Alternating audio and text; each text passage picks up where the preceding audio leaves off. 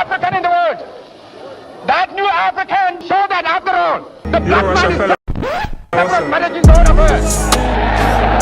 So, as the goalpost was discovered, then you got to the Americas to also discover. A time of gold.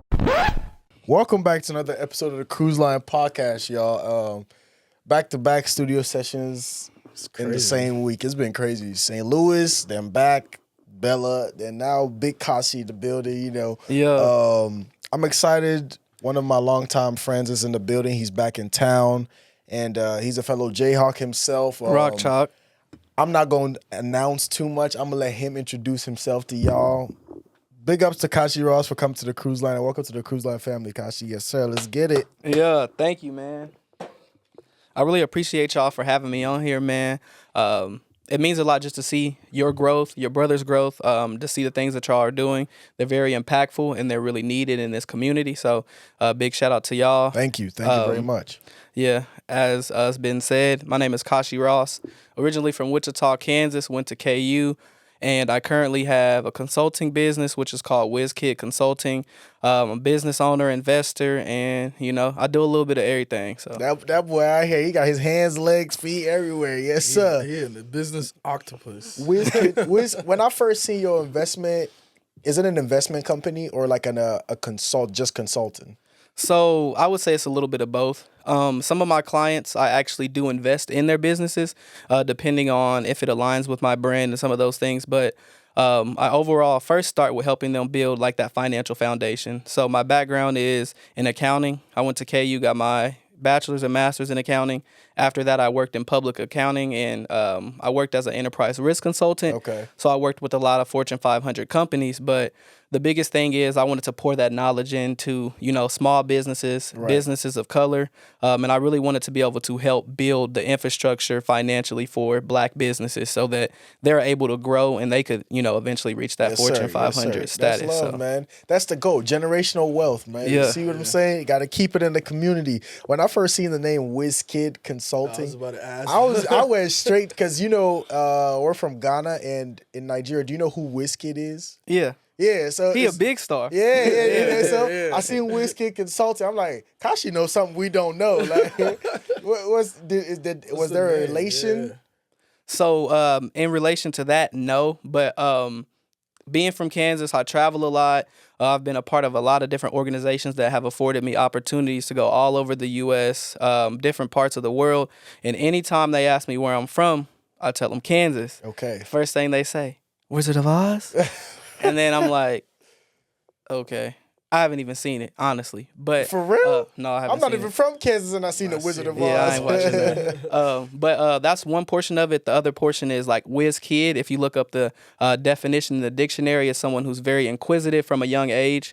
And from a young age, I've always been a hustler. I've always had a very business savvy type of mindset. So those two pairings, you know, that's how I came up with the name. Yeah, but also, dope. I mean, I'll pull off his clout too. Yeah, People be saying because that, I'm so saying you got my attention with that name, so that's a dope name. I thought you was Nigerian. Like when I seen the WizKid. You thought Kashi was Nigerian? Yeah, I'm like, you know, they're Nigerians like that. Because there are Nigerians who do name like their brands after like superstars to get their audience too. Yeah. Well, So- hopefully, you know, I can pull in Yeah, you know, you some of the gonna pull in. African community, man. Hell you know, yeah, they the can come African function with community me. the economy is like next level, especially when it comes to real estate and like Yes. upcoming companies and brands. I mean, the richest black man right now is from Nigeria. I So, saw that. I yeah. read about him not too Aliko- long ago. And it's crazy that it's now being publicized because he's been he been yeah, rich. he been paped up. Been Yeah. paped up like trillions of dollars, billions of dollars. He's been like that. But, you know, now that we're transcending into the Western world and Western culture and internet, social media, it's now in like Forbes and stuff like that. But back home, they don't care about Forbes. They get their million, billion, and they just sit on it. On me You know? and focus on the things On the that matter. family. Yeah, they Yes. focus on passing it on to their families and stuff like that. But that's so dope, man. You were telling us a little bit about your story. He graduated with his master's and said, "Forget the job. I'm gonna do it my way." We tell the people the story, man. And like my brother was asking you, should I do the same thing? And you were like, I can't really tell you. Yeah. So let the people hear your story, man. All right, so I'll backtrack a little bit to probably around high school. I was very involved. We had this class called Youth Entrepreneurs, which essentially allowed you to like build a business in high school. I've always been a big shoe person. So the business I built was a shoe-based business, and through that class, I was able to realize, okay, I could see myself, being a business owner. But for my parents, coming from a background where I was a first-generation college student, I wasn't poor per se. And sometimes, there's ups and downs, but my parents always instilled into me that education was very important. So there was no negotiation about if I was going to college or not. So, I knew I was going to college, but again, I didn't necessarily have a lot of guidance on what I wanted to study or major in. So I had went through this program. It's called ACAP, which is like a accounting introduction for high school students. It's hosted by like the National Association for Black Accountants. So I was like, okay, this don't sound too bad. And then we went somewhere, and they were like, yeah, after busy season, we get a trip to the casino and something. I'm like, oh yeah, I think I can do that. So all work and no play makes Jack a dull boy. Right? Yeah, absolutely. So with that, I was just like, okay, I'm going to go into accounting, not really knowing exactly what it was, but I knew that it was a very versatile and flexible degree within business because, again, you learn about marketing, you learn about finance, you learn about all the different components that make up a business. And again, if you can do accounting, you can, pretty much work in any field within business. So started doing that, came to KU. Originally, my mom, she was like, you should be an engineer. So when I got to KU, they had me in the engineering school. Yeah. But I knew when I got to KU, I was like, no, I'm not doing that. Yeah. So I was taking my business courses and stuff like that, literally just going and looking up myself, not using an advisor. Right. Don't recommend doing that. But oh my God. Got into the business school. Got an internship at a public accounting firm my sophomore summer, and I'm like, okay, this isn't bad. And again, I wanted to have that financial foundation. So, whether I started a business or took risks, some of those different things, I was able to still support my family. So that was the biggest thing. Graduated, got my master's, went and worked at the same place that I interned at, and I accepted a position in Atlanta. So pre-COVID Atlanta was not expensive like that. It was still high, but it was still a little bit closer in cost to like a Kansas City. Right. So I interned out there for a summer. It was cool. I had just turned 21, so it was turned. That was before like a lot of the big clubs that are closed now. They were still open. Compound, I miss you. And then Magic City. Oh, Magic City, been there. Yeah. But after I moved there, it was post-COVID. So Atlanta was one of the only places that didn't shut down during COVID. So it continued to grow as a tourist destination. Again, the influx of capital being invested into media and entertainment there, the costs just kept going up and up. And then we hit this inflationary period, and it's like, okay, I moved there. I had a decent starting salary. I'm transparent. So I was making, I think, $68K, which... Where I'm from, that's a lot of money. That's a lot of money. But 68. So I'm like, graduated, okay, that's cool. That's cool. I get out there, that 68 is doing nothing. 68.20. It's not doing nothing. 68, not 68. What? So I'm like, the first year I'm living there, I'm like, okay, it's cool. I'm getting by. But again, I have aspirations to do more. I want to be able to invest. I still also want to be able to enjoy myself. And I wasn't cutting it. Yeah. So after the first year, I got a little more bump. I think I was making like $75K. Okay. I'm like, okay, I have a little bit more money in my pocket, but it still wasn't, how if you go get a master's degree, you feel like you should be able to live a little bit. Like you need to be up there. You should be I cool. Ain't go to college extra years for no reason. Come on now. So that's how I was feeling. At least 100K. 150 easy. I need it. So accountants, we make good money, but not enough money. Don't let them lie to you. Don't let them take it from the horse's own mouth, man. So then my grandma had got sick in mid to late 2022. So I had went home for a month, and I was working remote. The whole time I was working in Atlanta, I was working from home. I probably went in the office like 4 times in 2 years. So I'm like, I'm paying this high rent. I'm not going into the office. So again, no social interaction really like that. This ain't it. So I went home for a month, to help take care of my grandma, stuff like that. And I'm like, I could live like a king out here. Like your money. So yeah, my money could. Yeah, my 68 was 68 out here. My 75. Yeah, that so 68 gonna do something, especially when you working from home. Exactly. So then I started to think, okay, what's really important to me now, I've done, the going out. I've had that experience. And again, now I want to build. So I started to think, okay, how can I pivot? And it was very scary because it's like, all right, I've did all this school. I've done all these things to put myself in this position. And now I'm going to make a decision to move back home, which I had to be living in Atlanta, but I was able to, to finesse and work from home still. Right. So it was a good decision that I made to move home. So you was paying Atlanta tax and Wichita tax while living in Wichita? Well, once the way they do it is like based off your location. So wherever you work, you pay your you pay so your they didn't hit It's you like being with in the NBA. Okay. You see this man out here, he playing the game, not letting the game play him. That's what's Absolutely.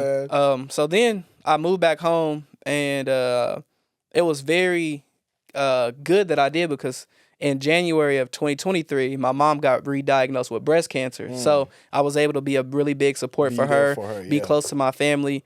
And then also be a pillar in my community. That was another reason. Like all of my friends, who are doing things or people who are a little older than me, none of them live in Wichita. So again, we don't have young black role models in our community, which that doesn't help the next generation. We have to have people that are willing to pour into our communities because again, nobody's coming to Wichita, Kansas to save you. So again, if I'm not willing to, to sacrifice, some of my time to maybe live somewhere that's not ideal for me.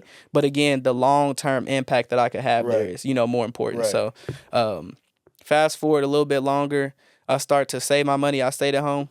Pro tip, if you can stay at home, stay at home. I don't get why people, want to move out quick. Yeah, in our community, we feel as if we need to do everything on our own or get it out the mud or, do all these things that are, that are so such glamorized in pop culture. I wish I was a trust fund baby. I want my kids to be trust fund babies. So again, this mindset that we want to, build everything from the ground up it's rooted in some things that aren't really good for us. Yeah. And so anybody out there, if you can graduate and go stay at home and stack your pape, why wouldn't you do that? So then you could buy a house as soon as you move out. Because paying rent is dead. That's just throwing away money. It's not an investment. Exactly. Yeah. So that's a little side note. That's just a little, that's what I feel. But so I started to invest everything I had. Like I wasn't saving nothing. Anything that I had, I invested that money into, different businesses. One of my friends, he also went to KU. He came to me with the opportunity to buy a cigar and vape shop in Topeka. So at that point, he was like, yeah, it's going to cost like 10 bands, for you to put in. I'm like, I don't got 10 bands. Yeah, but again, I had to figure out how to go get 10 bands because if somebody brings an opportunity to you and you say that you want the opportunity, you got to make it happen. So again, that builds that rapport, that builds that camaraderie, that trust. Again, so y'all can do more business deals. So that was my first passive income investment. And then shortly later after that, we bought a bar and grill in Topeka as well. Okay. So those are like two businesses I really don't do anything for on a day-to-day basis. You're a silent investor. Yep. And then so in August, that's when I was like, I can't work this job no more. On the day that I was literally going to get a raise, I resigned. And my mom, she was mad. She was real mad. She was like, nigga, I'm mad. The day you was going to get your raise? I was getting a raise. I was probably getting bumped up to like 80 something. That's what I was about to say. That's 70, about to be 80. Yeah. And so she was like, well, if you don't need the money, then you work that job and you give me that money. Yeah, I need that money. Like, Mama Duke's like, I need that money. Give me that bread. So I'm like, that's not what I'm saying, Mom. Yeah, you're not gonna be broke. Want the money. I do want the money, but again, it's not worth it. Like, if you're not, being able to fulfill your purpose, if you don't have passion for what you do on a daily basis, I don't want to just sit at a screen and type and send emails. I want to impact people. I want to be able to pour in. Yeah. And again, you sitting at home all the time, that could make you depressed. It could give you anxiety. So again, I'm a person that likes to be in motion. Right. So I'm like, I can't do this no longer. So I resigned from my job. Best decision I ever made. Because again, now I'm able to invest into my business. My job required me to work 45 hours per week. And on top of that, they expected me to be sitting, even if I didn't have work ready to get some work. Like, so you again, got to be on go. Like I got to be, if they ping me, they want me to just respond quickly. Like, again, how can you build something else if you're that committed to somebody else's vision, if you're that committed to somebody else's dream? So I'm like, this ain't going to cut it for me. Yeah. So I was like, Mom, I know you're going to be mad, but I'm quitting. I quit in August, and within that first month of August, I was able to solidify a client that made me the same amount of money that I made per month, per week. So I was making probably like, Oh shit. I was making 4 bands a I month. love it. I was making Yeah. about 4 bands a Yeah. month at my job. I'll start making 4 bands a week. A week. Talk to him, Big Gosh. So when I did that, Yeah, I was like, I'm hitting I'm on onto something. Yeah, I'm something. hitting I'm on onto something. The grill something. business, the grill business that you bought. No, not that one. I invested in one of my mom's friends. She wanted to start like a daycare business, and I helped her, set up her LLC. I helped her, get business credit. I helped her with hiring employees. I did everything, and I invested my own money. Yeah. So I was really hands on with that client. Right. So that's why I say it's kind of like sometimes I'll invest, and then sometimes it's just consulting services. Maybe I'll do like their bookkeeping, X, Y, and Z, but I seen the potential in that business. I seen the vision, and it was something that I could support.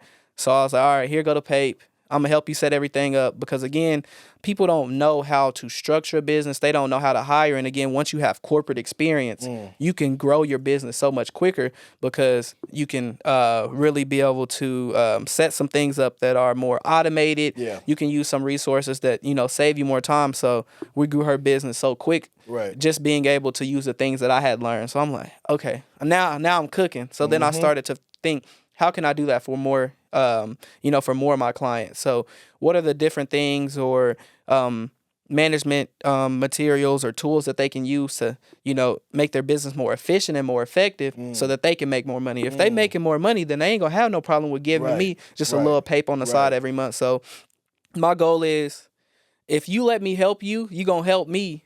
Win-win situation. Yeah, it's a win-win. So my formula is help me, help you, help me. Because again, if you allow me to help you, that's gonna help me.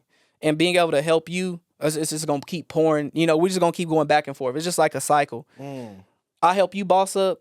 You in turn are helping me boss up, because again, one, you're building my credibility. Right. You're helping me to have more testimonials. You're helping to be able to learn how to work with certain businesses. So I always go into it like, okay, first thing that I want to do is help you, and then when you do good, it comes back to you. So that's one of the biggest things that I try to focus on as a business owner, is being able to provide good services. Because if you don't do good business, then you know what I'm saying? That to me is just lame. Yeah. So, Like, what's the whole point of it? Help me help. That's you, help.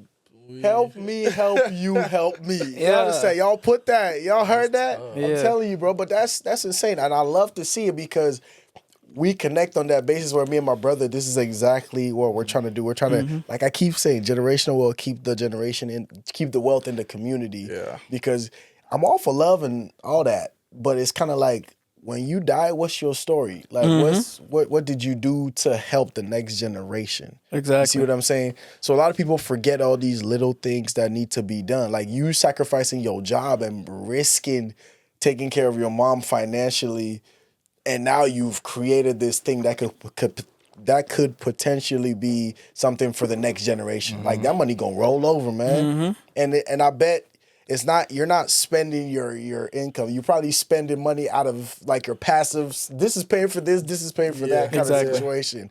So that's tough, man. Why KU? YKU, money. So for me, the biggest thing that I always think about, everything that I think about, is from a business standpoint, from a financial standpoint, because for me, if it doesn't make dollars, it doesn't make sense. So initially, I wanted to go to a HBCU. I wanted to really be immersed in Black culture, because again, being from Kansas, it's a predominantly white state. Society, yeah. And I just wanted to change the scenery. And they weren't throwing me no money. Like, I had like a 3.7 GPA, but my ACT score wasn't that good. So again, it didn't balance out well enough for me to get some full rides and things like that. And so I had 3 schools that I was looking at. Langston, which is an HBCU in Oklahoma, which is like 2 hours or so away from Wichita, but it's a very small school. It's probably like same size as my high school. So I'm like, okay, that's not ideal. Then I was looking at K-State. My cousin, she's like one of my biggest influences and mentors. She went to K-State, so she was pushing me K-State hard. Get you in there. And I almost went there because I had got accepted into this program to where I would have got like 5 free credits or whatever. But I guess I dropped the ball on my scholarship packet, so I didn't have no scholarships. And I'm like, yeah, that ain't gonna do it. So then last minute, I was eligible for the scholarship at KU. Yeah. And I'm like, well, that's going to save me the most money, and I'll be Right. able to, graduate college with a lower amount of student loan debt. So then I'll be able to get out the hole quicker. I'm going to go there. I didn't have any friends going to KU. I didn't know really anybody going to KU. But again, being able to be uncomfortable, being able to go into a new environment is something that I would say is changed my life. Yeah. Like going to KU was probably one of the biggest things that has really propelled me to where I am right now. Yeah. So. One thing about that white man, he gonna give you that money. Yeah. Yeah.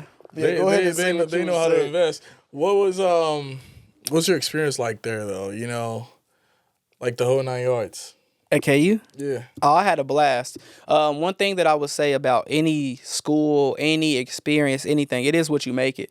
So if you don't invest into something, you're not going to see the fruit. You're not going to see, the things that you want to flourish because you're not watering it. Right. So when I got to KU, I got involved in like the Black Student Union. I was involved in Trio, just a wide variety of things. Entrepreneurship club, because again, I had to build community and I knew what my end goal was. I knew the things that I wanted to get out of college. So upon coming to KU, BSU was like a really big help for me because I got to meet other Black students. Yeah. Coming to KU looked like being in Wichita, and I really didn't. That wasn't the environment in which I was looking for. So again, I had to find out, where are Black students on campus. So being able to learn from upperclassmen and for them to be able to give me advice on, okay, this is where you go if you need a free meal, or this is where free tutoring is, X, Y, and Z. So through that, I was campus able. cupboard, man. We used to be in that one.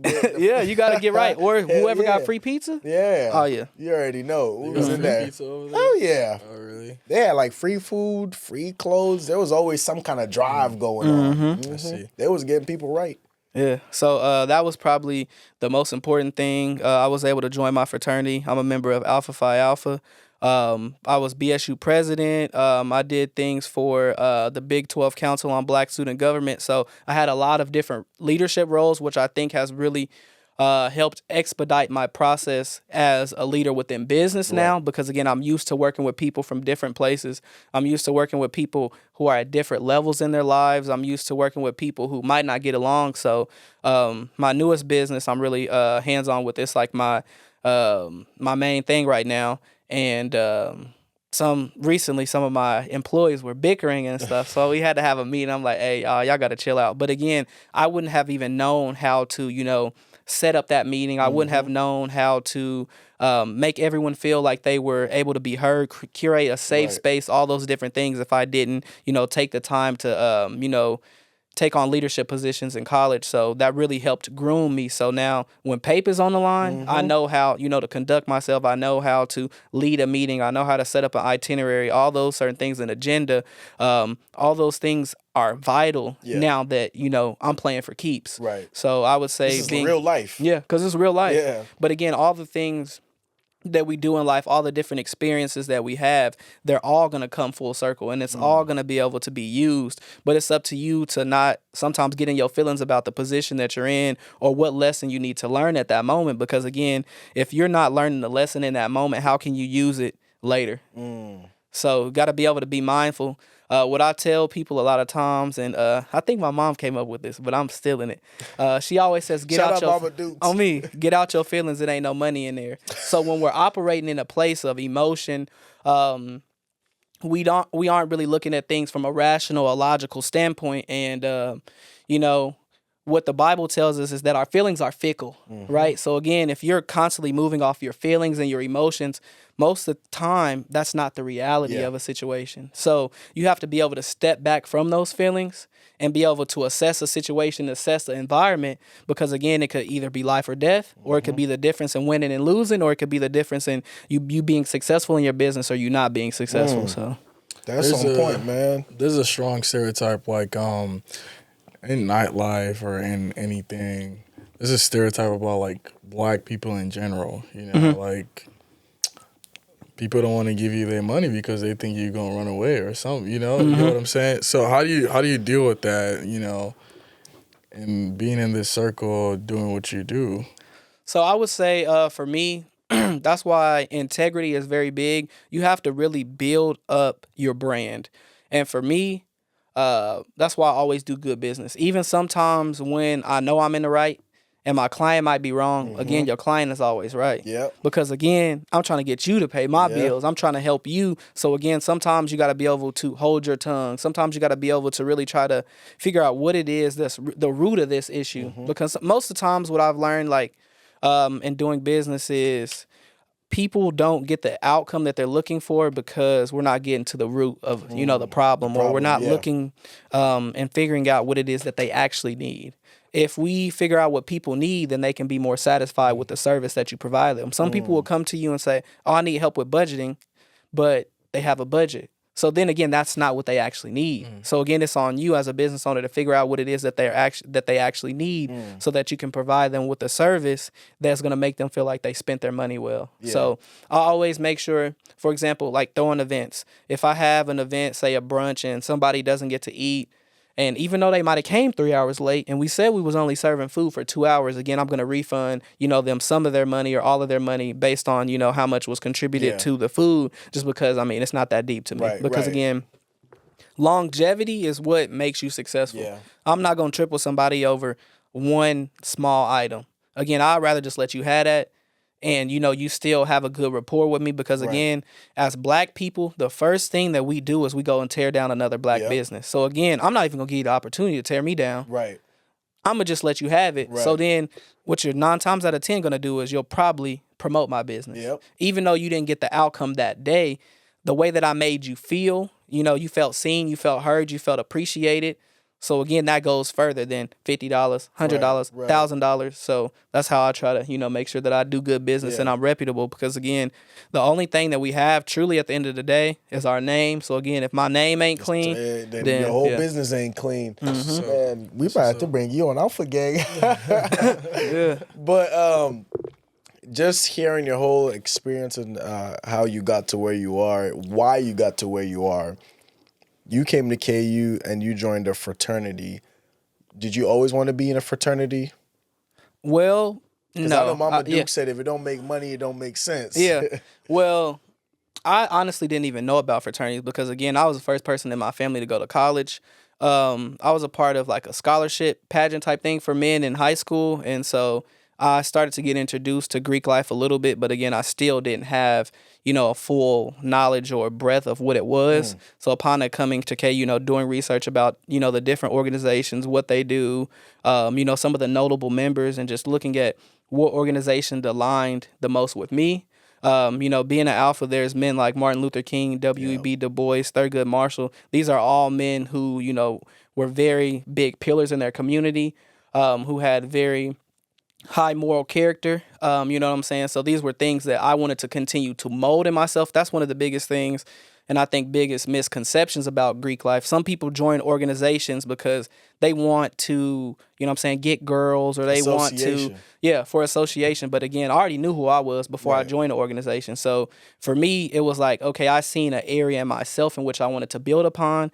And Alpha is probably, I would say, out of all the fraternities, it's the best at building leaders. If you look at leadership, if you look at the richest man in America that's black, he's an alpha. If you look at a lot of prestigious head coaches in sports, they're alphas, again, because we're leaders of men, we're leaders of people. So again, that's something that I've always been called to. I know that's a part of, my purpose for being here is to be able to lead people. So again, being a part of a brotherhood that has helped me to, one, hold myself accountable, because again, we're all not perfect, but okay, being around other people, because iron sharpens iron. If I'm around a bunch of people who are doing things that aren't similar to the things that I want to do, again, all you're going to do is assimilate to that. So again, I wanted to be around people who was bosses, because again, when I came to KU and I was in like BSU and I would travel to go to our Big 12 meetings, majority of the people in leadership positions were alphas. So again, I was like, okay, there's something similar here. There's something that's being, bred within, this organization. So that's something that made me want to be a part of it. Yeah. I know the females still come with it, though. I was, I would say, women do, flock to men in fraternities. But again, if a woman is flocking to me just because I'm in a fraternity, that's already the one I don't want anyway. So, it does come with it, but again, that's not one of the perks that I necessarily was looking for, because again, I already was getting women before I was in a fraternity, so I'm not worried about You said that's not the one you want. So which one you want? Really, It's interesting because the woman that I was interested in college is different than what I'm looking for now. Because again, now I'm in a stage where it's like I'm looking for a wife. So again, you're looking for different characteristics than what you were looking for in college Right, in a little bit. college. So, but I would say for me, it's really important for a woman to have a relationship with God. She has to be God fearing because again, you have to be rooted in something if you're going to, go the distance. Now life is just so, okay, I can start over. I can get a new one. That's the thing. Like, So it's like- so quick to be. It's crazy though. It's all trial and error. Like, if Yeah. it don't work out, I'm a divorced man anyway. I'm Yeah, divorced, like, on me. And I think there's something in, sticking with somebody. There's something in, going through trials and tribulations with one person that really, builds that bond. And also it allows you to be able to teach and minister to other people who might be in, hardships in their relationships. Because again, if everybody on their third marriage, who's going to be able to talk to somebody on their first marriage who want to what? stick it out? You got number 3. On me. So, that's one of the big characteristics. I also like women that, contrary to a lot of men, I like women that are able to voice their opinions because, again, I'm a big personality, so I need a woman that's also able to, tell me if I'm wrong. I don't need anybody that's just a yes person in my life. But again, yes, man.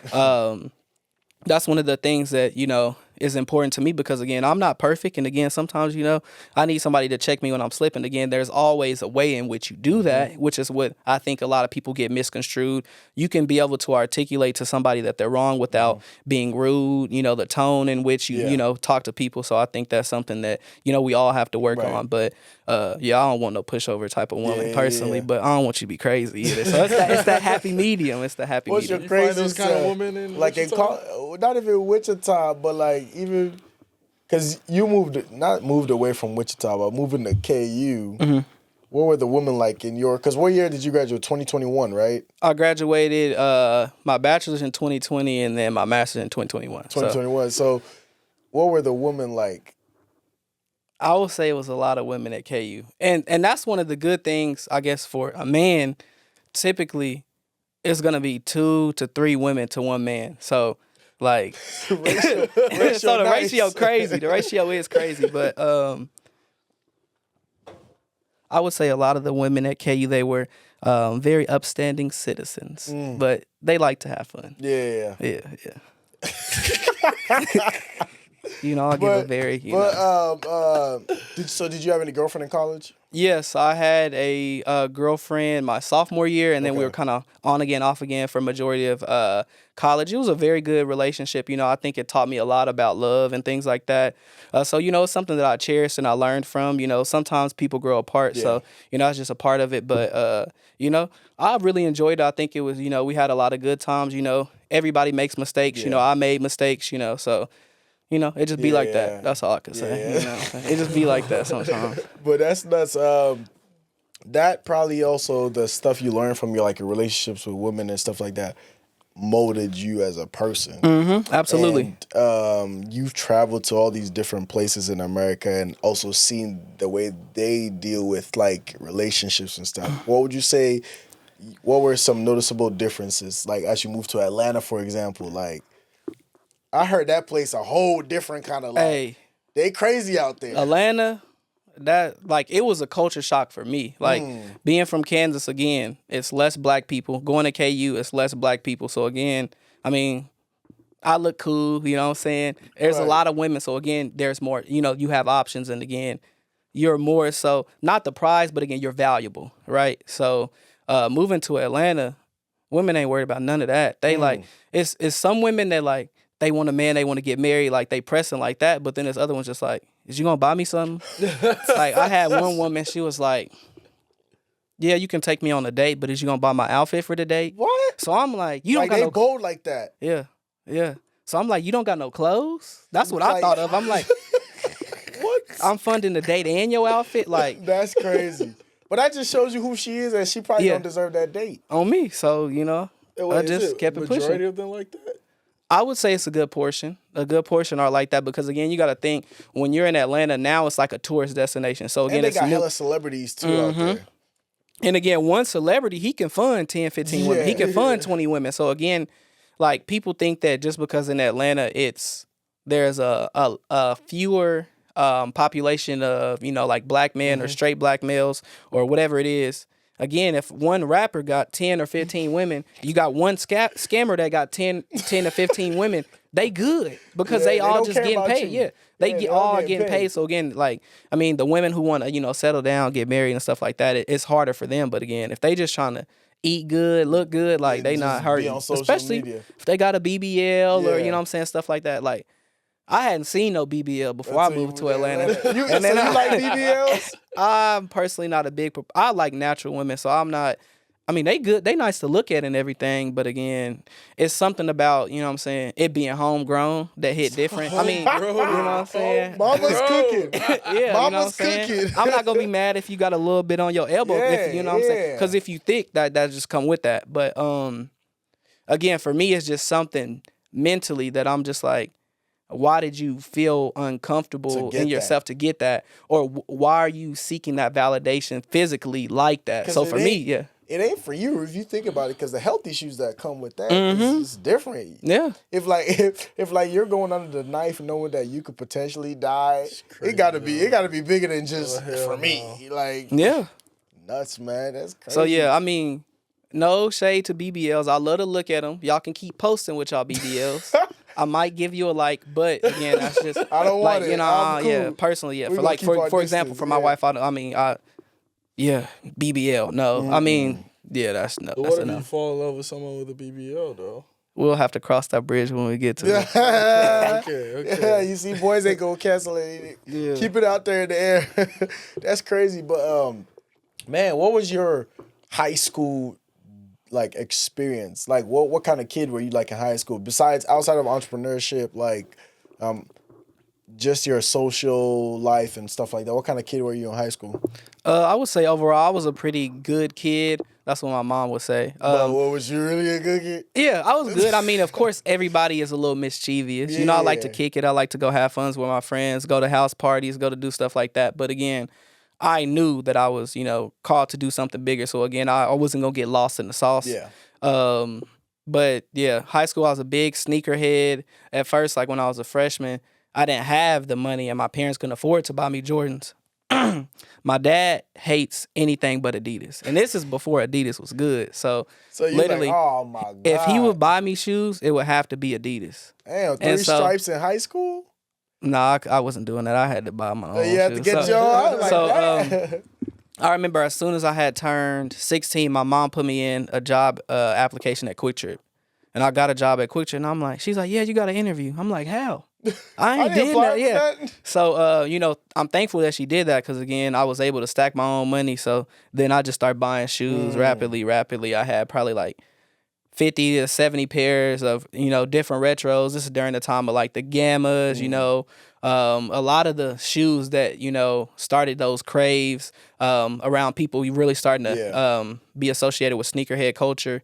I also played sports in high school. I played football, basketball, and I threw shot put. So I was just involved in a lot of different stuff. So was able to relate to a lot of different people. I would say one of the biggest things that influenced me was basketball was always my main sport. But again, I'm not tall. I'm not really that fast. So when it's like, and I went to my school was really good at basketball. So my junior year, I ended up playing whatever. My senior year, I got cut from the basketball team. I mean, I knew I wasn't going to the league or nothing like that, but I was like, I'm good enough to play, varsity basketball. But at my school, it was pretty like that. So that was one of the moments where I'm like, okay, let me really start to dig in and focus on my next steps. Yeah. A lot of people that I grew up with in Wichita, they all thought they was going to the league. They all thought they was going to play D1. And again, when that's the only thing that you have to, rely on, that's the only thing that you think that you're good at. When that doesn't happen, then what? But that's because most of our black role models are athletes or rappers. Mm-hmm. Yeah. Absolutely. So it's like you're trained. That's all they get to see. Like they the cool cats on social media. Like you're literally growing up, your coaches are preaching nothing but the league to you. Absolutely. And when you get disappointed, you're like, am I worthless? Which I think is crazy because there's so much money out there if money is the goal. Mm-hmm. You just have to find your niche and like just stick to the plan.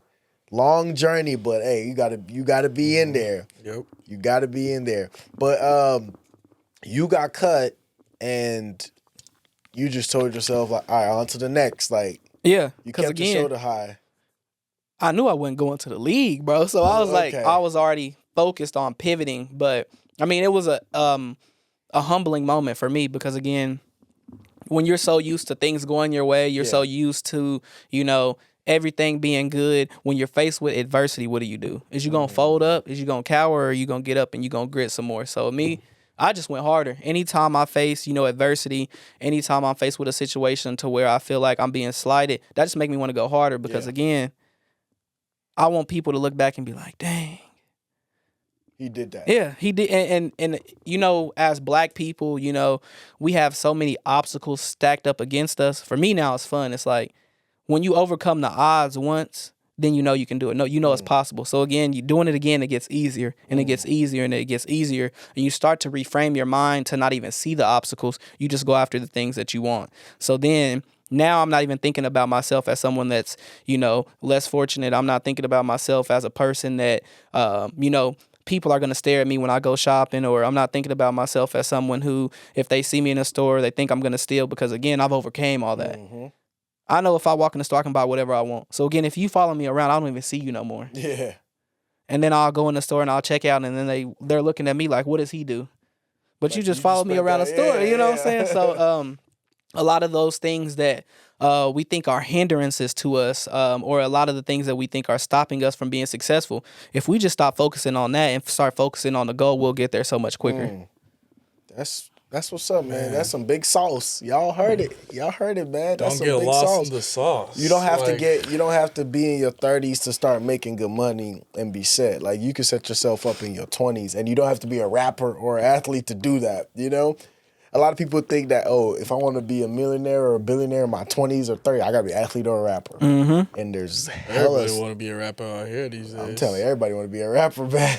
Man, not to shit on any local rappers. No, some of them are good. That's the thing. But if you can understand that the game is a business and not how talented you are, people like Sexy Red making millions and she don't know how to spit. Yeah. It don't matter. What I'm saying? Like, you gotta have a certain level of game in the rap industry and know a certain level of people to get to where you want to get to. But I feel like if you out there, like, let me not get into that. That's not what we're here for. But one thing that I will say in regards to lifestyle, right? People wanting to, live a certain way, people wanting to be afforded certain opportunities or be in certain rooms.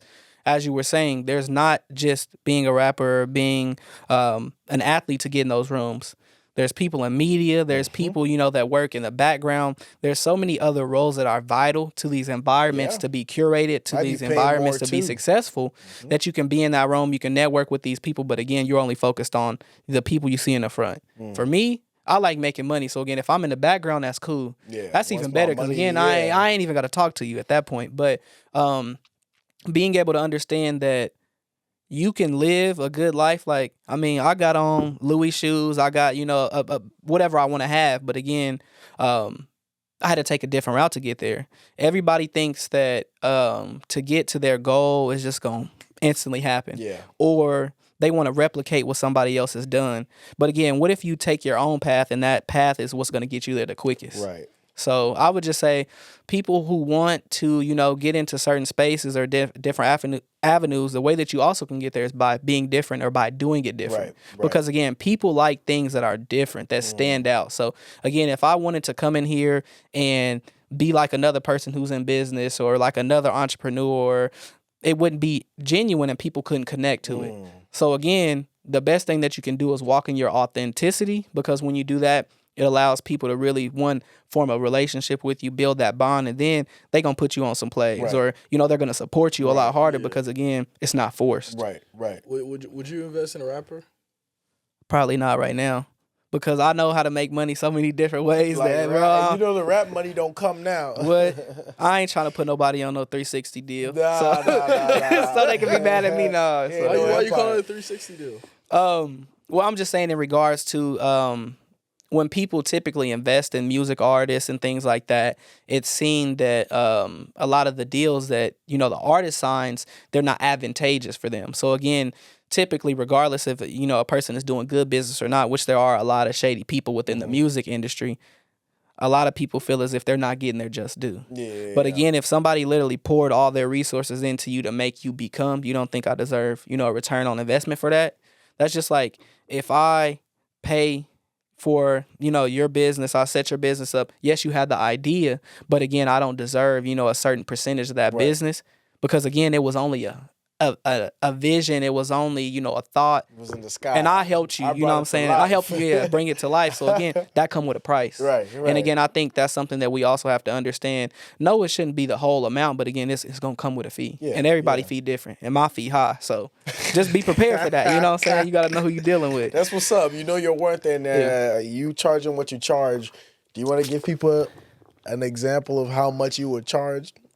Just like say for a standard, like 1 hour meeting, I might charge $150 for a consulting hour. But I mean, I'm still in a place right now to where I just love giving free game. Yeah. But what I've also had to learn, and the thing is for me, I like to learn quickly because again, when you start to take so much time to learn stuff, you get burnt out, you get upset because again, you're not learning that lesson. Anytime I give people free game, they never take it. They never use it. Because again, when you get something for free, it's not as valuable. So again, when I put a price attached to it, you got to really have some skin in the game. That's what old school people say. You got to have some skin in the game, baby. So if you don't have no skin in the game, there's no risk involved.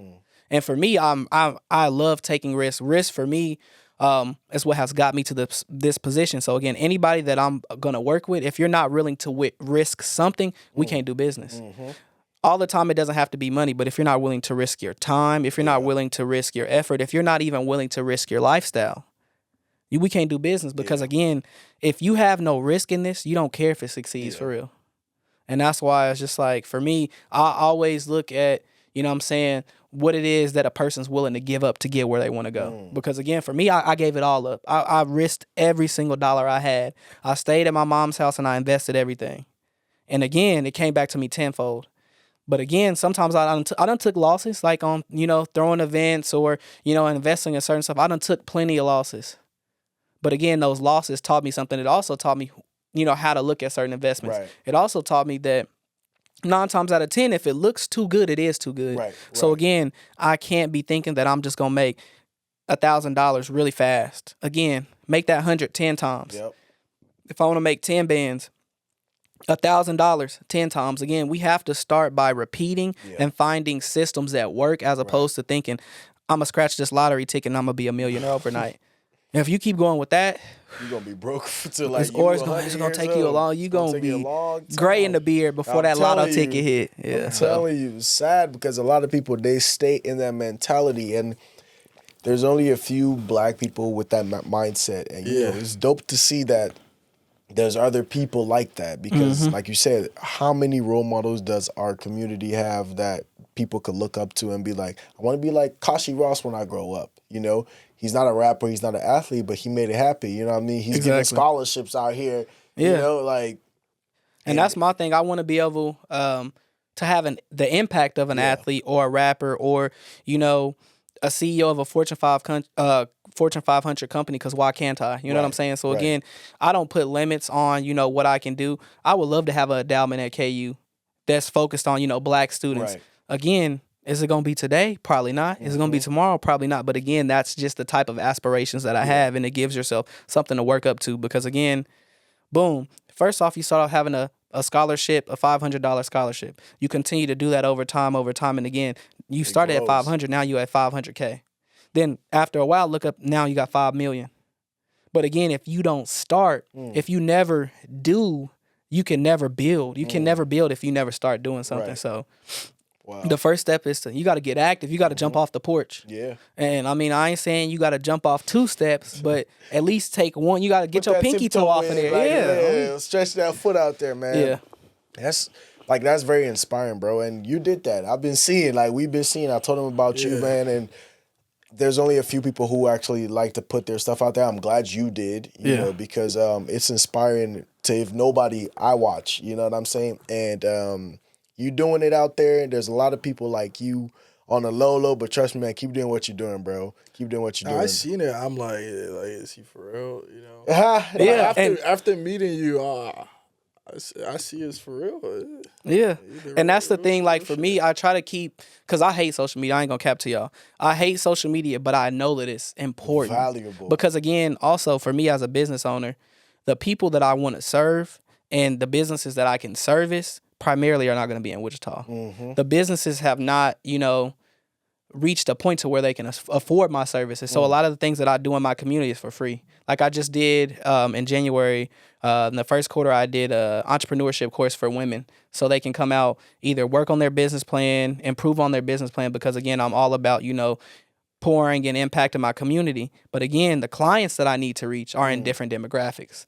And how I look at it, I was in Atlanta, I was speaking on a panel and somebody asked me, you live in Wichita, how are you gonna, make money for somebody in Atlanta or money for somebody in Houston? I'm like, if I can make money in Wichita, you don't think I can make money in Atlanta? Like come on now. Like I'm like literally, I have a couple lemons, and y'all got a whole lemonade stand. Like, you know what I'm saying? Y'all got air conditioning. Yeah. So for me, it's very vital to be able to show people, as we talked about, a person that's not an athlete or a rapper or a scammer, that is, being able to make the moves that they want to make, and being able to inspire people. But it's a journey, because again, it's so many trolls on the internet now. Like I've had people like say, "Oh yeah, you must ain't never made no money before." And I'm like, bro, you don't even know me. Then you click on their profile, it's like a ghost. So then I'll be like, so I'm like, bro, this is nuts. So, perks of social media, bro. Perks of social media. Yeah, y'all just inspired me to keep going, because again, I be taking them breaks. I'll be like, all right, I'm going on a hiatus. But again,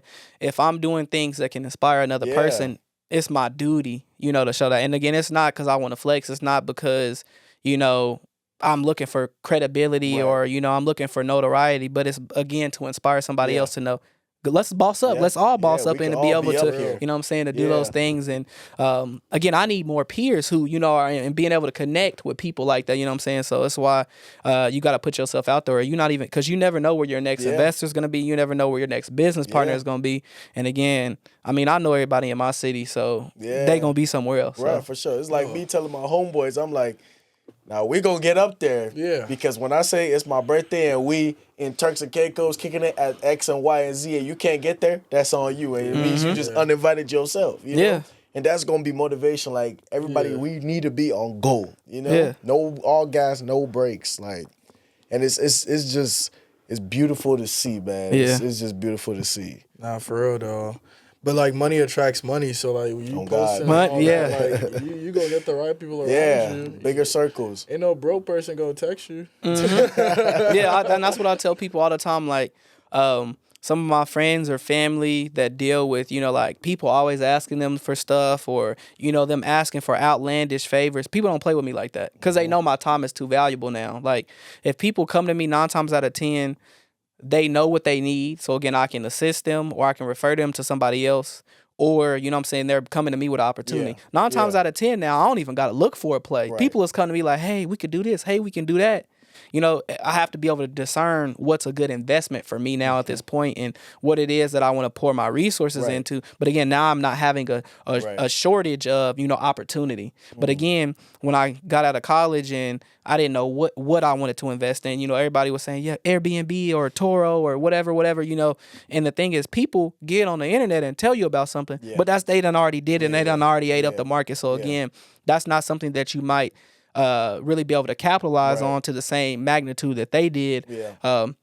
So for me, it's really important to give on-time advice, because again, if I put you on a play and that play is dried up, it's done. You're not about to get nothing out of it. Gone. Yeah, Sun hot. It's 110 outside. Absolutely. So just being able to always not follow trends. Too, and that's the biggest thing for me. I'm like, what can I do that's going to have longevity? I don't hear people on there saying, get you a laundromat. But a laundromat is something that's going to be, one, vital to a community. If it's an area where people are low income and that they don't have washer and dryers at home, what else are they going to do?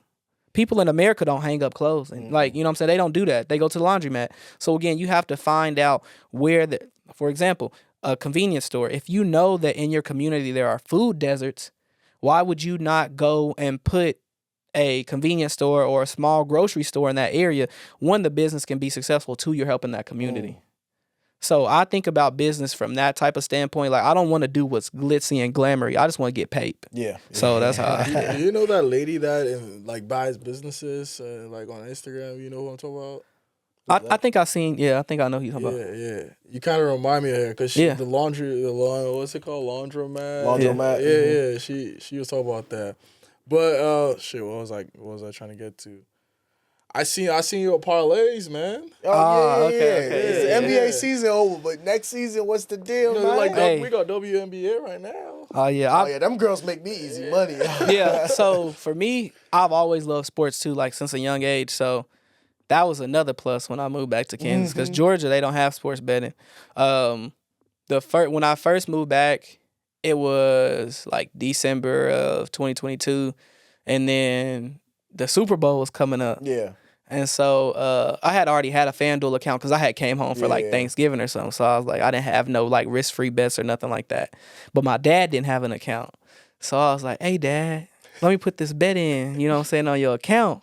And, you know, I'll give you some paper if it hit. So for the Super Bowl, I did a bet. It was Devontae Smith. This was now 2 years ago.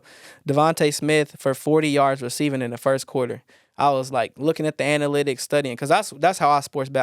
I don't use any emotion. I look strictly at the numbers. No discords. Yeah. So I'm like, all right, I'm looking for whatever play it is. And so he had, for the Super Bowl that year, they had risk-free up to $3K. So I'm like, I don't really got that much money right now, but I'm confident. I'm confident in my ability. Money back up to $3,000. So I'm like, at least I get 2 chances to get my 3 bands back. So for me, that's a good risk. For some people, if you can't, you know what I'm saying? That, like, again, I don't recommend everybody to take the same risk that I take because, again, I have a different level of faith with these risks. And again, I have a different level of confidence in my ability in certain areas. So That's a businessman right there. the bet, it was probably like, I think, plus 400 odds. So $3K to win $12K.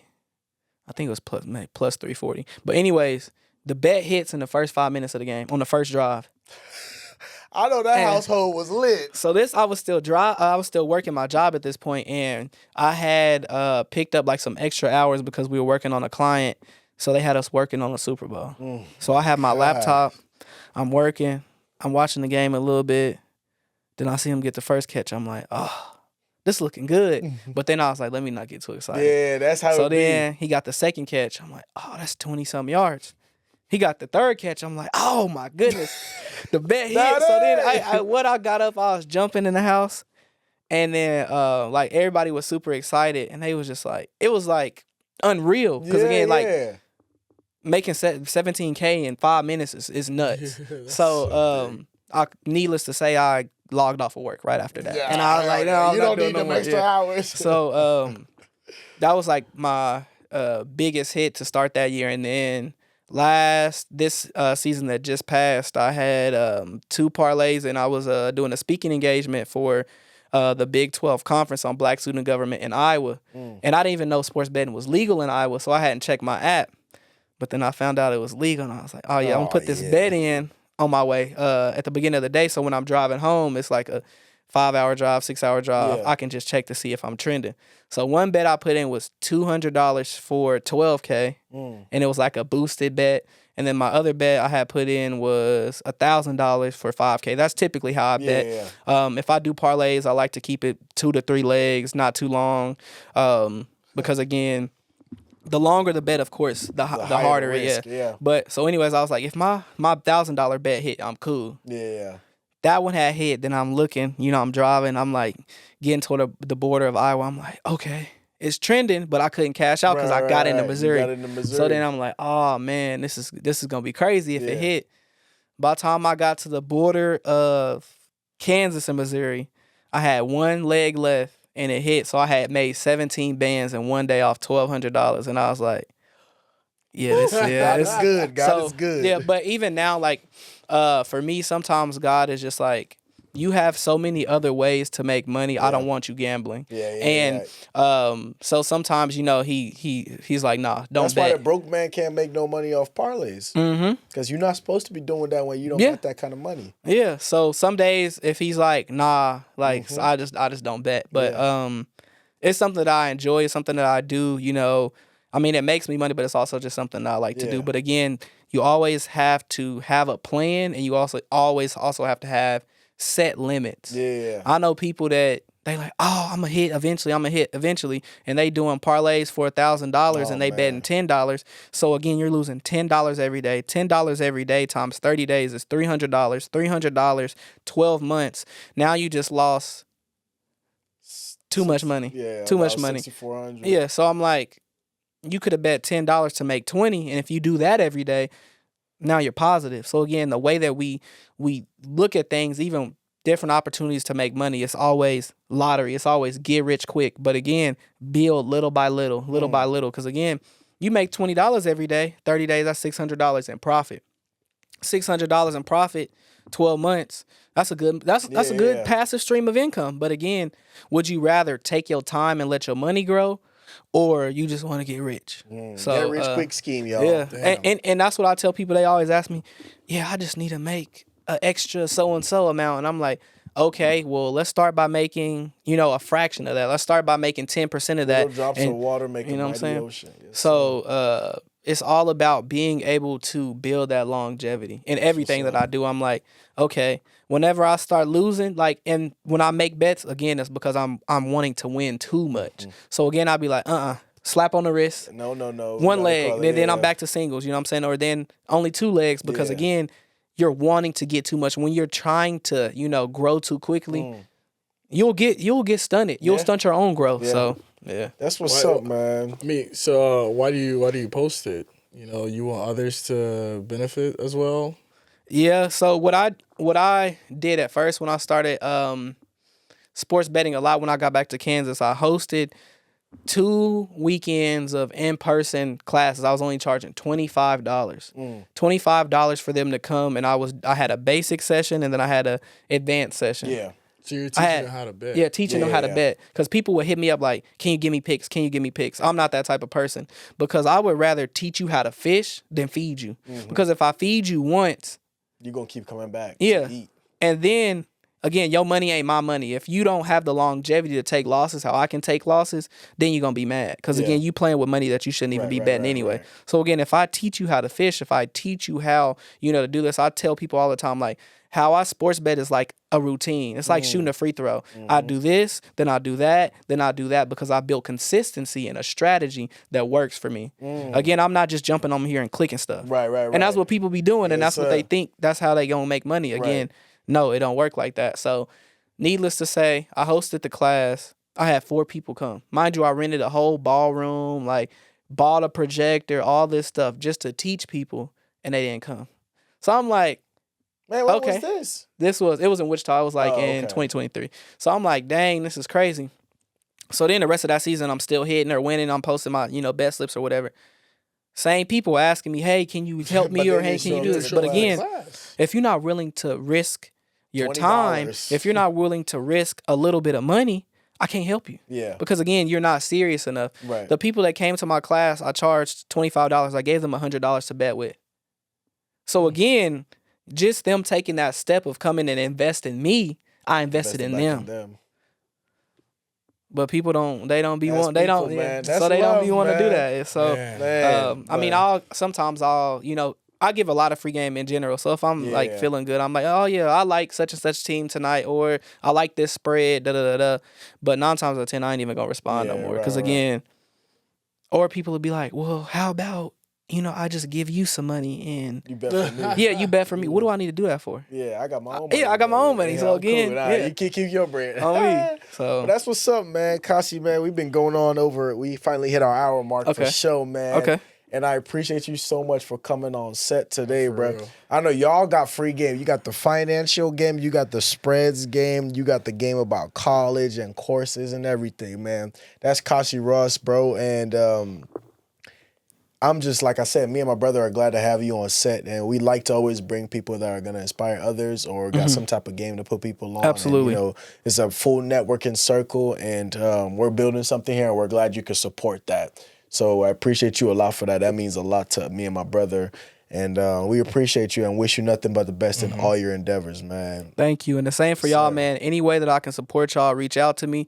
You know, I got to get some merch from y'all ASAP. Appreciate you. But yeah, as I said, it's really important. It's vital that, you know, we're curating positive spaces. We're curating environments in which we can share, you know, experiences and people that are outside of social norms. It's so hard for a person to find somebody to relate to if we're not seeing different types of people. If we continually see the same type of person over and over again, that makes people feel as if they can't be who they are or they need to, you know, adjust who they are, you know, to be liked or to fit in or to be successful. So again, you know, the more that y'all continue to bring in unique guests, and, you know, I'm just really thankful that y'all even wanted to have me on here. So, you know, just thank y'all for that. Love, man. I appreciate you, man. Did you drive from Wichita? Yeah, I drove straight up here this morning. Love, man.